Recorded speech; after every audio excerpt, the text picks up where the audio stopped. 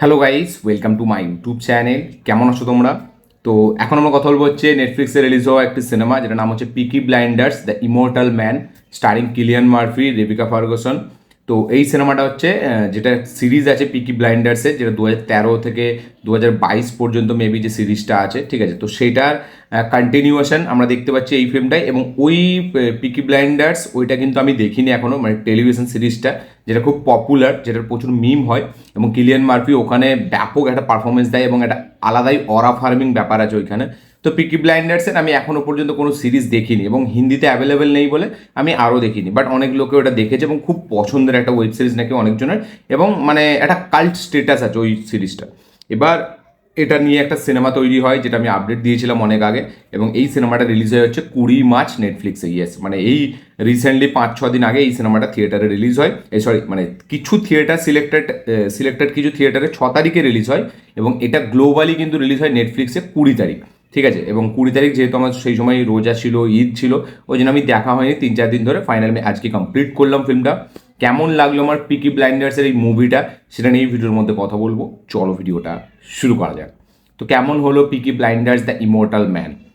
এক লাইনে যদি আমি কথা বলি, এই ফিল্মটা না আমার খুবই, আমি যেহেতু সিরিজটা দেখিনি, বাট এই ফিল্মটা as a new audience, as a neutral audience যদি আমি কথা বলি, আমার একটা ওকে একদম ঠিকঠাক একটা ফিল্ম আমার মনে হয়েছে। মানে দেখুন, পিকি ব্লাইন্ডার্স পুরোটাই মানে ড্রামার ওপরে চলে, ঠিক আছে। আমি যতদূর শুনেছি, মানে অ্যাকশনও আছে, বাট একটা ড্রামার ওপরে সেটা বেশি চলে। এবং ওইখানে ওই যে মানে যুদ্ধর যে ব্যাপারটা, ওই মানে আমাদের হিটলারের সময়কারের ওইখানের ব্যাপারটা আমরা দেখতে পাই। তো সেটা আছে, তার পাশাপাশি এখানে একটা মানে লোকের নিজস্ব ব্যক্তিগত তার লাইফটা দেখাচ্ছে, ঠিক আছে, পিকি ব্লাইন্ডার্সে। আমি যতটা আমি সিনেমাটা থেকে বুঝতে পারলাম যে এই ব্যাপার। এবার এই সিনেমাটা যে স্ক্রিন প্লে, সেই স্ক্রিন প্লেটা না আপনি প্রথমে ভাববেন যে না, কিছু জমাচ্ছে, ডিরেক্টর কিছু বানাচ্ছে, কিছু ওয়ার্ল্ড বিল্ডিং করছে, ঠিক আছে, এবং বিল্ড আপ দিচ্ছে ক্যারেক্টারকে। বাট একটা টাইমের পর আপনি গল্পটা খুব প্রেডিক্ট করে নিতে পারবেন যে গল্পটা কি। এখানে অ্যাকচুয়ালি গল্প হচ্ছে যে বাপ ভার্সেস ছেলে, এরকম গল্প এখানে, ঠিক আছে। আমি বেশি কিছু বললাম না, এক লাইনে বলছি যে বাপ ভার্সেস ছেলে। বাপ একটা সময় টমি সেলভির ক্যারেক্টারটা, সে দাপট, তার বিশাল, তার রাজত্ব প্রচুর, এবং তার নামে সবাই ভয় করে, তাকে সবাই শ্রদ্ধা করে, তাকে সবাই রেসপেক্ট করে। সে আসলে সে কাইন্ড অফ একটা মাসিহা এই গরিবদের। তো তার 3টে ছেলে মেয়ে, 2টো ছেলে 1টা মেয়ে। প্রথম তার যে স্ত্রীটা ছিল, ঠিক আছে, এবং সেই স্ত্রীটা সে মারা যায়। এবং টেলিভিশন সিরিজটা আমি দেখিনি, যার কারণে আমি জানি না কীভাবে মারা গেছে।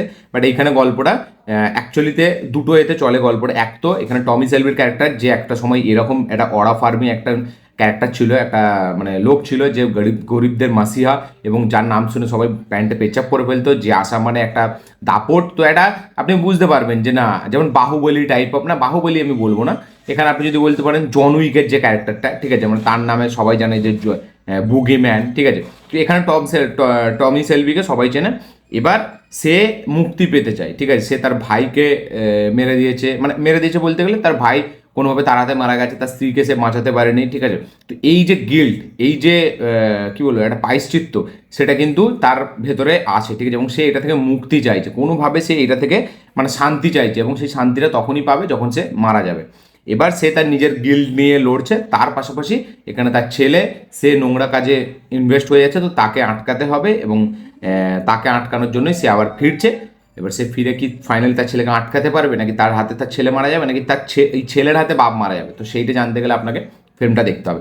এই ফিল্মে যেটা বললাম, আমার সব থেকে নেগেটিভ লেগেছে স্ক্রিন প্লেটা একদমই এঙ্গেজিং না, এবং যেভাবে আপনি ভাববেন যে বিল্ড আপ দিচ্ছে। এবং এই ফিল্মটা একটা মানে আপনি কনফিউজ থাকবেন যে এই ফিল্মটা কিন্তু মাঝে মনে হয় একটা নিশ ফিল্ম, ঠিক আছে, আবার কিছুটা পর আপনি দেখছেন একটা কমার্শিয়াল ফিল্ম, ঠিক আছে। তো এইটাই আমার মনে হয় যে ডিরেক্টর খুব ভালোভাবে হ্যান্ডেল করতে পারেনি।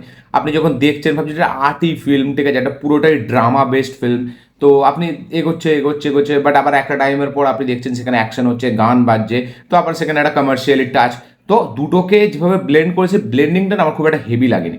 ওই দুটোর মিক্সচারটা আমার একদম মানে অতটা হেভি জমেনি। এবং হিরোর যে পিকি ব্লাইন্ডার্স আমি যেই লেভেলে মিম দেখেছি, বা তার যে অরাটা দেখেছি, এইখানে সেটা কোথাও গিয়ে মনেই হয় না। মানে কিলিয়ান মার্ফি পারফরমেন্স ব্যাপক দিচ্ছে, সেটা তো ব্যাপার আলাদা, বাট একটা হিরো সে যখন ফিরছে, বা সে ফেরার পর, এবং এখানে যে অ্যান্টাগনিস্ট, যে ভিলেন, তাকে অতটা একদমই মানে টমি সেলভির ক্যারেক্টারের সামনে তাকে একদমই মানায়নি।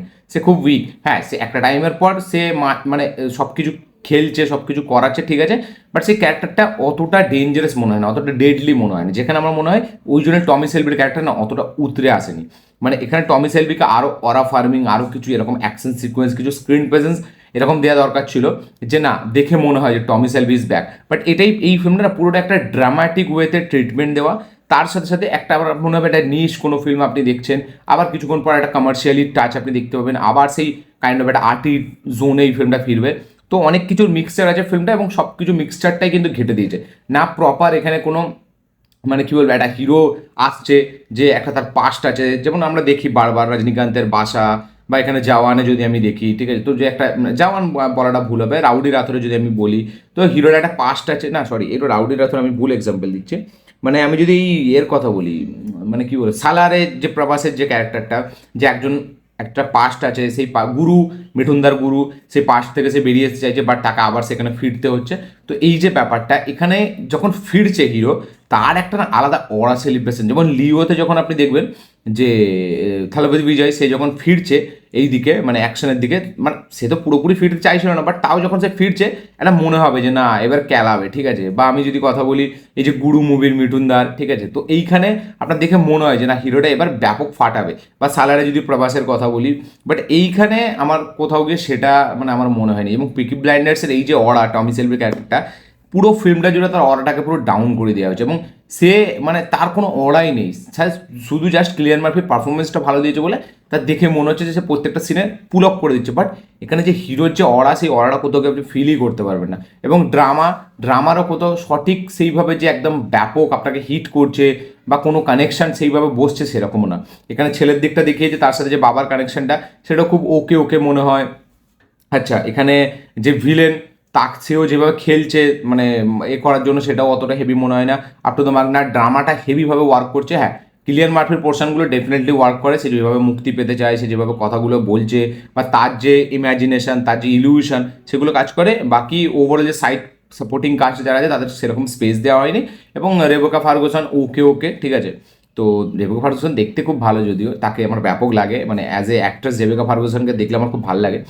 এবং এই যে ডিরেক্টর টম হারপার, সে এর আগে হার্ট অফ স্টোন বলে একটা সিনেমা করেছিল গ্যাল গাডট এবং আলিয়া ভাটকে নিয়ে, সেই সিনেমাটা আমি দেখেছিলাম, নেটফ্লিক্সেই রিলিজ হয়েছিল, মেবি হ্যাঁ নেটফ্লিক্সে রিলিজ হয়েছিল। তো ওই ফিল্মটা ওইটাও আমার খুব একটা ওকে ওকে ফিল্ম মনে হয়েছিল, এবং সেই ফিল্মটা সেরকম। বাট পিকি ব্লাইন্ডার্সের যে জোনটা সেটাকে মেনটেন করেছে, মানে আমি যদি বলি ভিজুয়ালের কথা in terms of, but VFX খুব চোখে পড়ে, খুব মনে হয় যে AI generated kind of visual.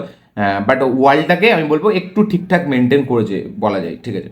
তো সব কিছু মিলিয়ে আমার একটা খুব ওয়ান টাইম ওয়াচ, একটা ওকে ওকে ফিল্ম আমার মনে হয়েছে, যেখানে শুধু কিলিয়ান মার্ফিকে যদি আমি বাদ দিই তাহলে কিন্তু এই সিনেমাটা খুবই বেকার, খুবই মানে একদম নেওয়া যাবে না। শুধু কিলিয়ান মার্ফি একা সেই করেছে, এবং না কোনো প্রপার অ্যাকশন সিকোয়েন্স, না কোনো প্রপার বিল্ড আপ, মানে সেটা কোনো হেভি ওয়ার্ক করছে না। তো ওভারঅল সব কিছু মিলে এই ছিল আমার রিয়াকশন, এই ছিল আমার রিভিউ। এই ফিল্মটা যারা দেখেননি গিয়ে দেখতে পারেন, দেখে অবশ্যই কমেন্ট করবেন আপনাদের কী বক্তব্য, কী মতামত, কী রিয়াকশন। যারা যারা পিকি ব্লাইন্ডার্স ওয়েব সিরিজটা দেখেছেন তাদের কী বক্তব্য, কী মতামত, কী রিয়াকশন শেয়ার করবেন। যারা এই ফিল্মটা দেখেছেন তাদের কী বক্তব্য শেয়ার করবেন। এই ছিল আমার রিয়াকশন, এই ছিল আমার রিভিউ। ভিডিওটা ভালো লাগে থাকলে লাইক শেয়ার কমেন্ট করে দেবেন, চ্যানেল তুলে চ্যানেলটিকে সাবস্ক্রাইব করবেন, বেল আইকন প্রেস করতে ভুলবেন না। দেখা হচ্ছে পরের ভিডিওতে, ততক্ষণের জন্য।